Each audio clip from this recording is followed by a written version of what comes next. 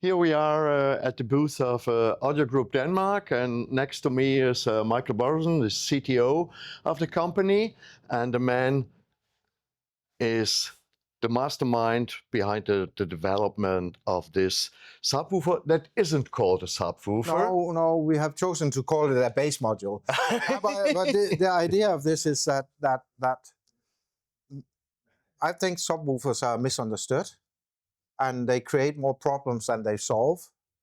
And for high-end HiFi 2-channel, they have been not really looked upon as a component that's needed, because most subwoofers are way too heavy, have way too much latency or delay to probably integrate with music. So I was, as a young student, building speakers, and I was building a lot of these big dipoles, like apogees, and I built them door size. And they always had a very, very good bass. It was this airy, floating bass.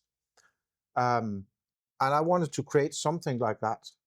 So we settled for a folded dipole, or an air motion transformer, which is basically going back to the very old days of the first horns, where the back side of the driver actually sees the front side. There's no sort of filter between them. And creating a subwoofer or bass module like this gives you a lot of advantages.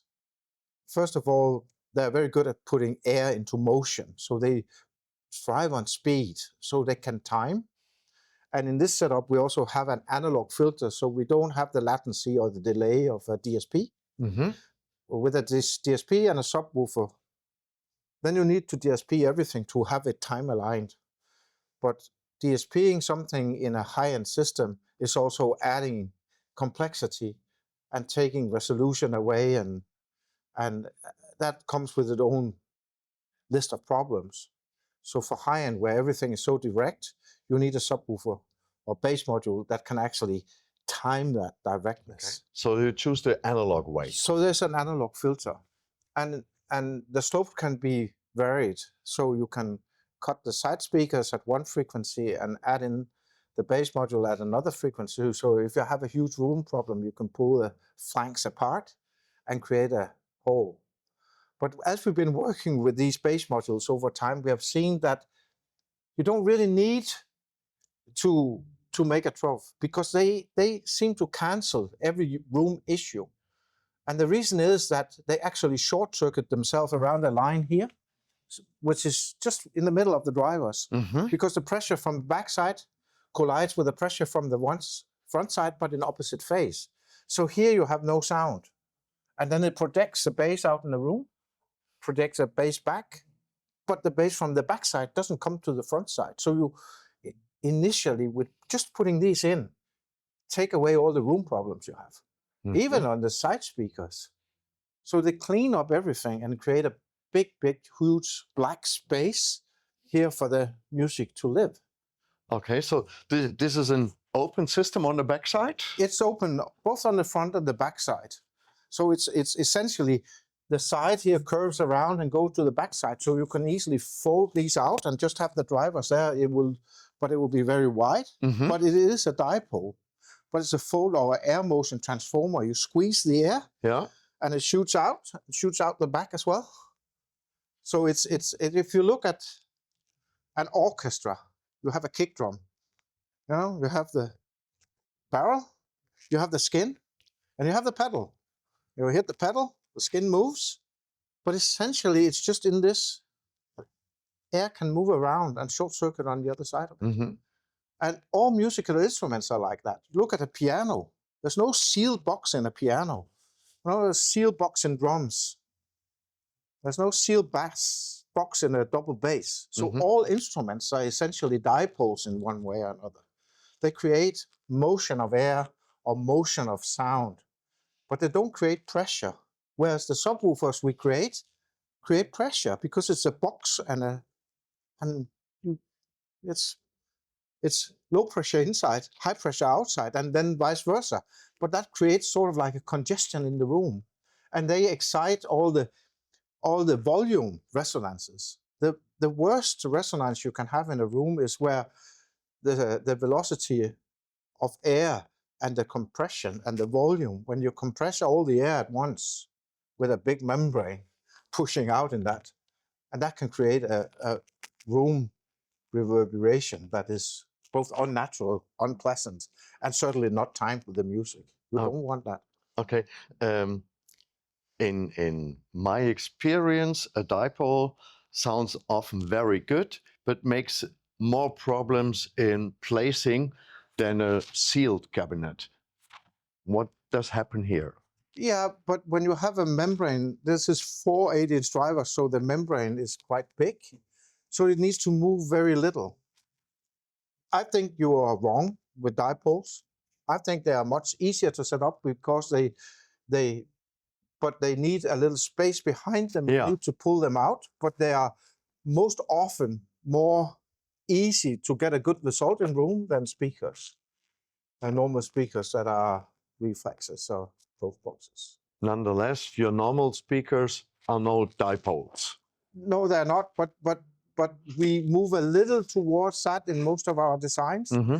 Because if you look at the back, if you look at the back, there are all these tubes, but they are very short often. mm-hmm. And behind those, there's sort of like a foam where air can breathe in and breathe out.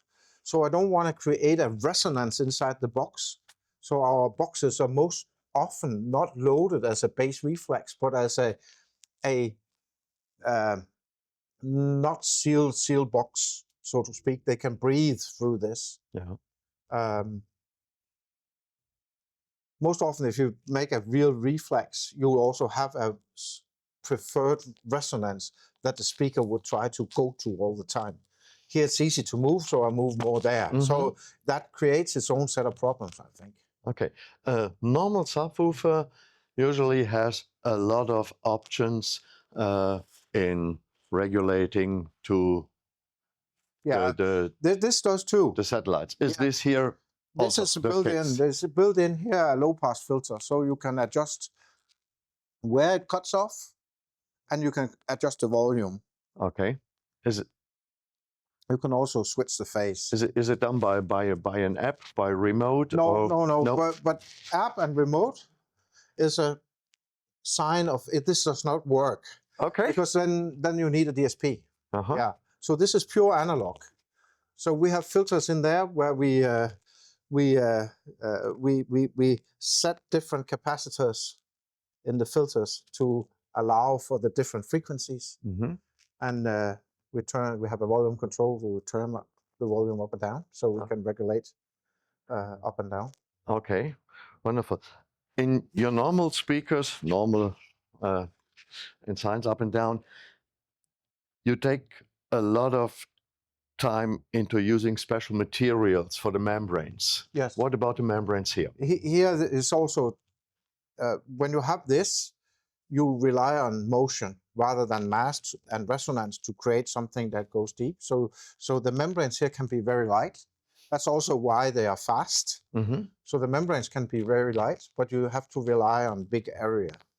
So you need to make a big light membrane driver for this. This is quite a small driver. It's an 8-inch, but then we take 4 in order to compensate for the smaller driver. Mm-hmm. That gives us something fast but light. It's a spread toe. It's a carbon spread toe on a 5 mm honeycomb sandwich with a carbon spread toe on the back side. Okay. So it's actually, I could make a 2-way speaker out of this driver. It's so fast. It's so high resolving in the mid-range. Of course, when you cut it off by maybe 60 hertz, you don't really need a lot of mid-range, but you still need the timing and you need the rise time to be so it can support the transients in the mid-range of the speakers next to us. Mm-hmm. Otherwise, it will be a blur. If this was significantly slower than that, everything will blur out. Yeah. But what you will experience here is that this add more tonal color, more contrast in the music, and even rim shots on drums or hi-hats becomes clearer and has more air around it and is more solid. So there's a connection between the lowest frequency in a transient and the top of a transient, and even a hi-hat is transient. So you get all this substance with using the subs. Okay. Who would you recommend a subwoofer, or isn't a subwoofer, or isn't called a subwoofer, for which kind of customers with which kind of satellite speakers? I think that we have used these with the biggest speakers we have, with good effect. We have used them here with the small monitors. Mhm. So I think they cover a wide range. And I think also home theater setups would greatly benefit from a sub with this precision. I think those that are creating cinemas, if they put something in this speed and this quality, the depth perception they will get within listening to the soundtrack on the videos will be so much greater. Mhm. And to a degree you cannot really imagine. I think subwoofers have fight a war about going as deep as possible with as a big membrane as possible, but it's long. And as loud as possible, often for home theater. Yeah. But these can go loud. Yeah. These can go loud Yeah. too, but they are not 7 hertz. But you don't need 7 hertz. No. No, nothing is 7 hertz. Yeah. Maybe a door closing is No. 1 hertz or something like that. But you don't have the need for that low frequency extension, especially not at big volumes. If you slam a door, you get the push, but most of the push of slamming a door is higher frequency. Maybe the closing of the door is very low, and the air motion of that is very low frequency. But what you will get correct is all the overtones. And our imagination or our psychoacoustic capabilities will easily create what's below it. When the overtones are fitted together in the right way, the picture falls into place. Whereas a normal sub will just blur the picture. And I think that's the profound difference between the way we do the bass here Yeah. You earlier mentioned that you have an amplifier who works perfectly with those. Yeah, we have created this with an internal crossover, but we have also built-in electronic crossover in our integrated amplifier. And that allows you for sitting in where Lars is sitting now over there and adjust everything without even standing up for 1 second, because you can do everything on the fly, so you can adjust the volume settings. But this works outside our system with any speaker, any manufacturer of electronics, as long as you have a line output. But with this, you have integration into an ecosystem where you have everything capable on the remote control, on the fly, sitting in your listening position. Okay. One more question. What's the price for this pleasure? I think is it 18,000 euros a piece. Yeah. Okay. And they are available from now on? Yeah, I think there will be a month before we start shipping out. So they are available pretty soon in the market. Thank you very much. You are very welcome, Mr. Lang.